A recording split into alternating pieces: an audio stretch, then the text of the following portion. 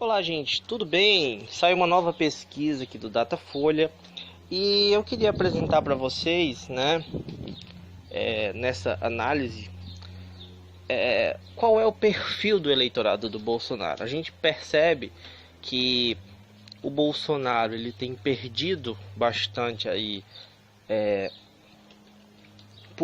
eleitores, né? Apoiadores. Pessoas já estão migrando aí, querendo já mudar de voto, já declarando que vão votar em outro candidato, né? Principalmente no Haddad, que foi seu principal concorrente e que é apontado como uma das preferências aí para 2022. E é interessante que a pesquisa apresenta vários dados, né? Então eu vou falar aqui sobre um aspecto que eu achei interessante para a gente analisar, que é quem são aqueles ainda que apoiam Bolsonaro, né? E existe um perfil ali que se encaixa muito bem na narrativa que a gente sempre coloca aqui, que é a narrativa de classes, né? Que o Bolsonaro, ele tem o apoio da classe empresarial, da classe mais rica, enquanto entre os mais pobres, né, que é quem o governo vem prejudicando cada vez mais, ele vem perdendo o apoio. E isso é uma coisa bem interessante, né, quando a gente pensa sobre essa questão. Então, vou aqui apresentar os dados, né, da pesquisa que comprovam isso.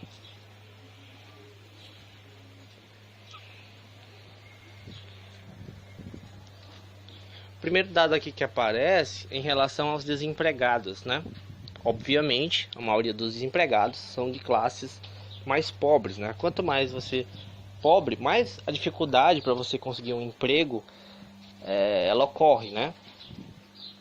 E vejam bem, e a maioria dos pobres busca emprego, né? Um rico, geralmente, ele é um empresário, ele é um banqueiro, ele é alguma coisa desse tipo. Então ele não busca emprego. Então a gente já nota uma questão de classe já nessa questão. Então 52% votariam em Haddad e apenas 26% em Bolsonaro, né? 19% votariam branco ou nulo. Já entre os empresários, veja bem, como eu falei, né? A classe empresarial apoia Bolsonaro. Por que apoia Bolsonaro?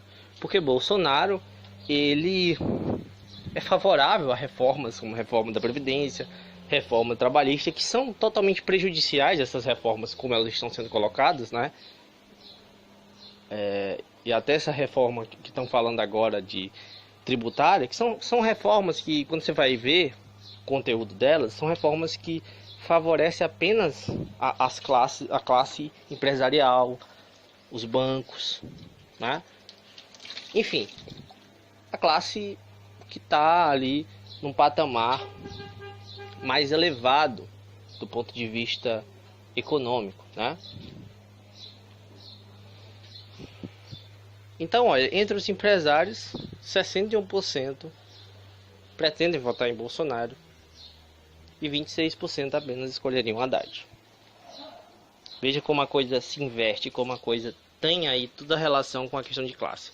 Os aposentados elegeriam Bolsonaro de 43% a 33%. Aí vem a questão da idade, eu já coloco assim a questão nessa questão de aposentados, vem a questão da idade, né?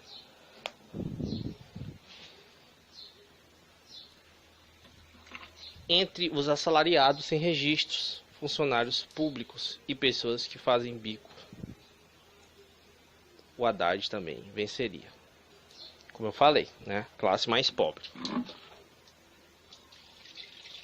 O Haddad também venceria entre os pardos, pretos, amarelos e indígenas e perderia entre os brancos, perderia apenas entre os brancos.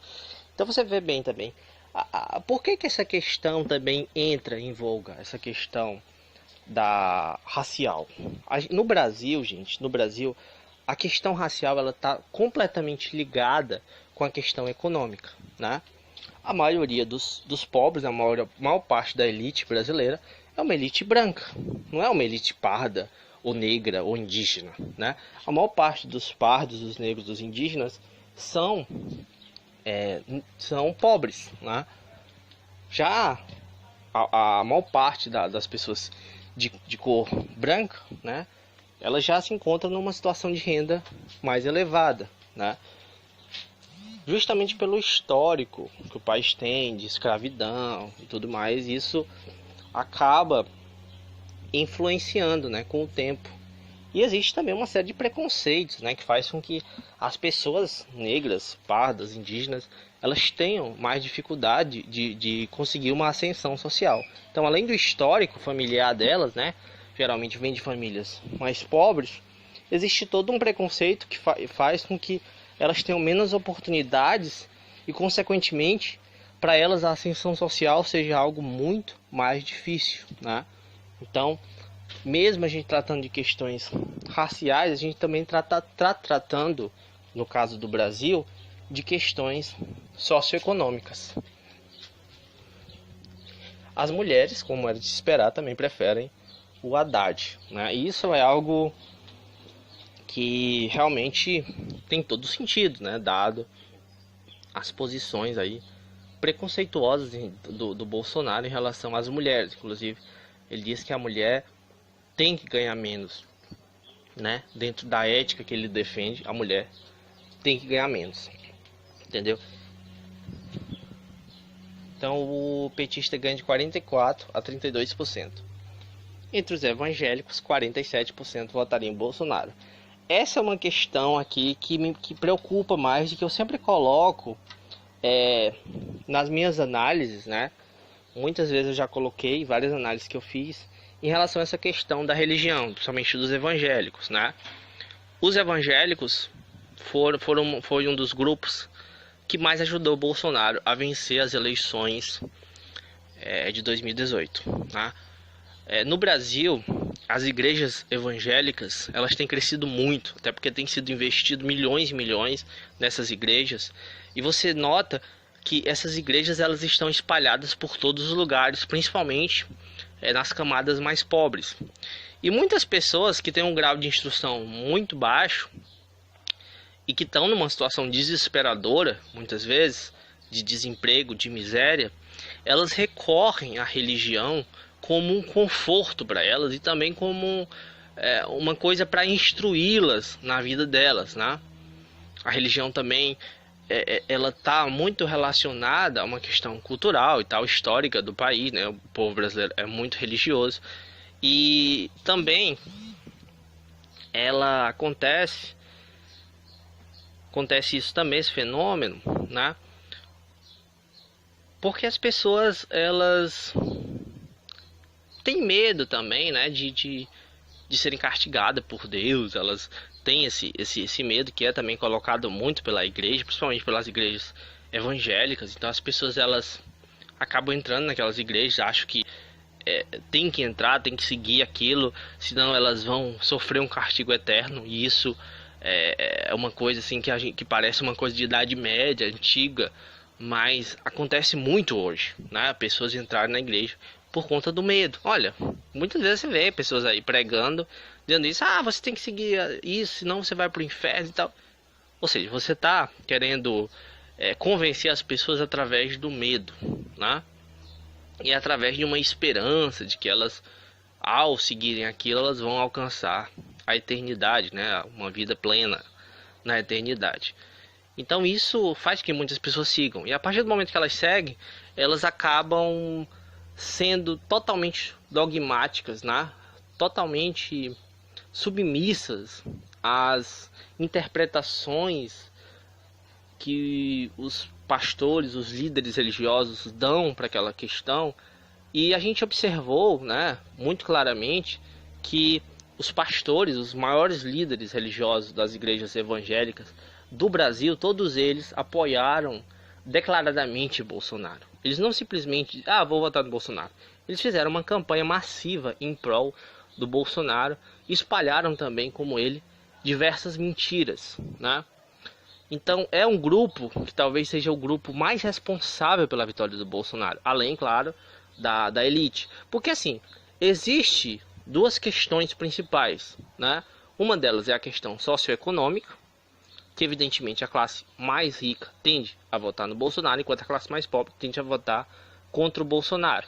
Porém, quando a gente tem que levar em conta o outro fator, que é o fator religião, né?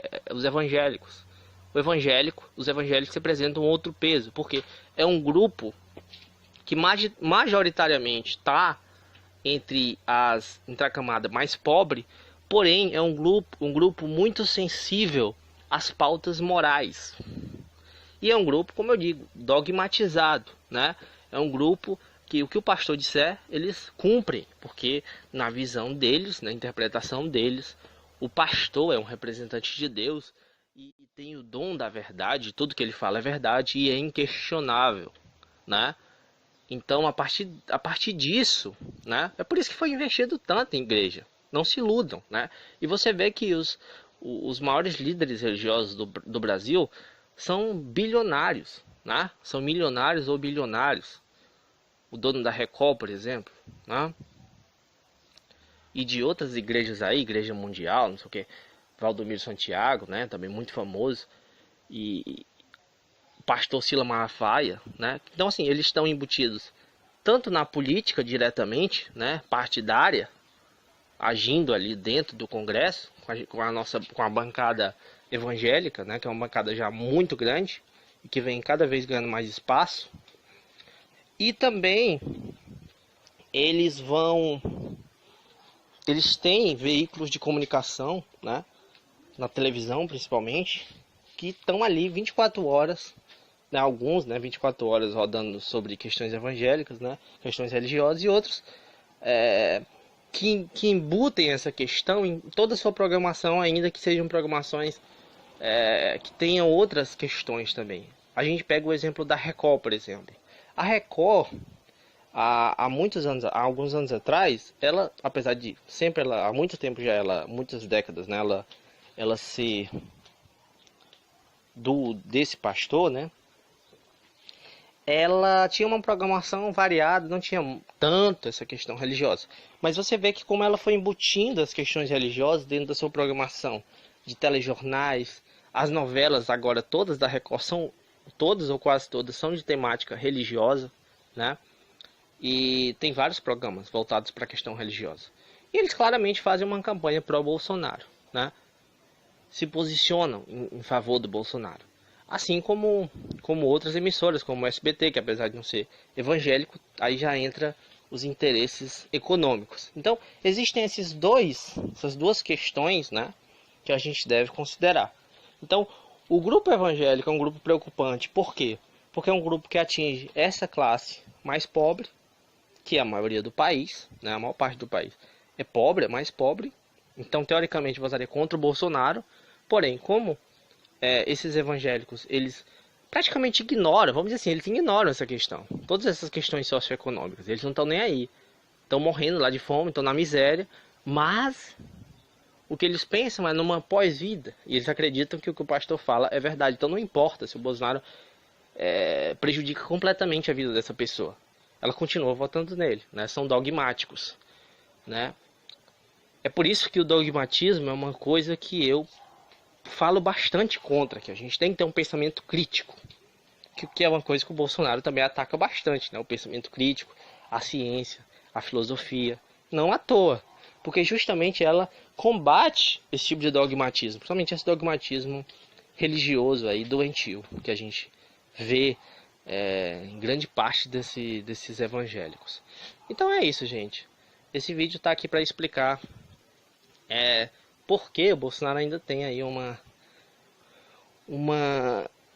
ainda uma margem muito grande de eleitores, apesar de já ser muito menor, porque praticamente a classe mais pobre quase toda já é contra o Bolsonaro. Praticamente quem é pobre e é a favor de Bolsonaro é porque provavelmente é um evangélico, né? Pelo menos assim, é o que mostra aqui a pesquisa, né? A gente vê que nas camadas mais pobres o Bolsonaro perde feio, mas entre os evangélicos ele vence com uma proporção muito grande.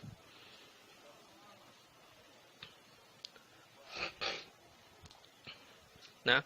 Tem aqui também a questão da idade, né? Os mais jovens votam em Haddad, 51% contra 31%. Bem interessante isso, né? Entre os que têm 16 a 24 anos. Entre os mais velhos, no entanto, perderia, né? Os que têm mais de 60 anos, perderia de 41% para Bolsonaro e 34% para Haddad, né? Aí vem essa questão da idade também é uma questão que influencia muito. Os jovens, eles são mais atentos às informações, né? Que vão sendo seguidas. Os jovens geralmente têm uma escolaridade melhor também.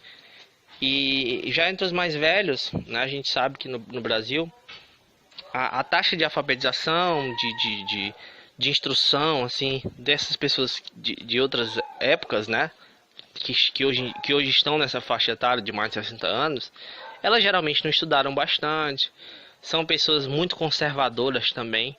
Então talvez esse conservadorismo que é pregado pelo Bolsonaro agrade bastante elas, né?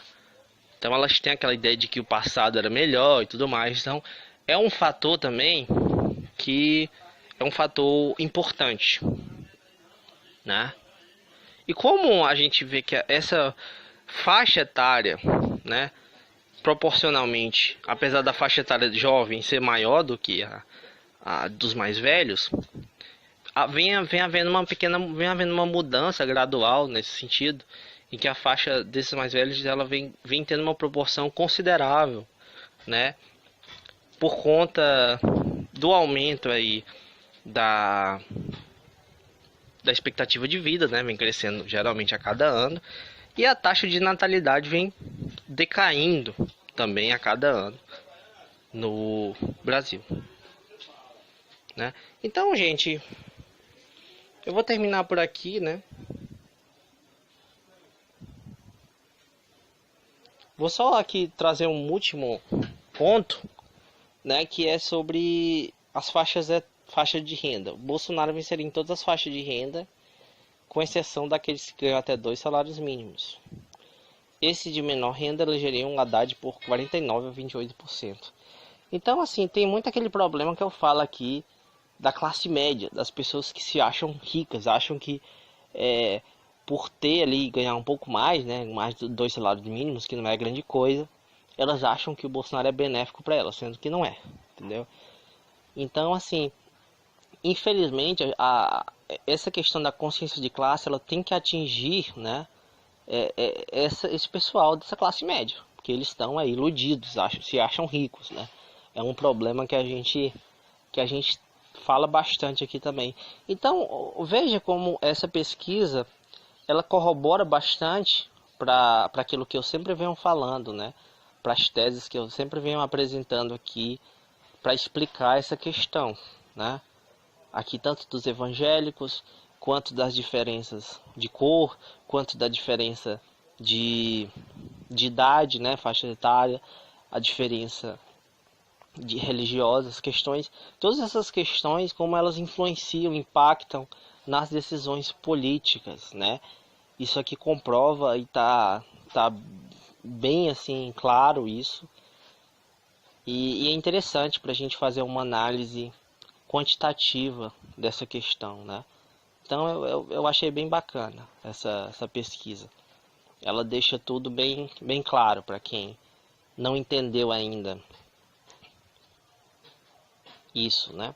Então, gente, eu vou ficando por aqui. Eu espero que vocês tenham gostado. Deixe seu like aí, deixe seu comentário também no final do vídeo.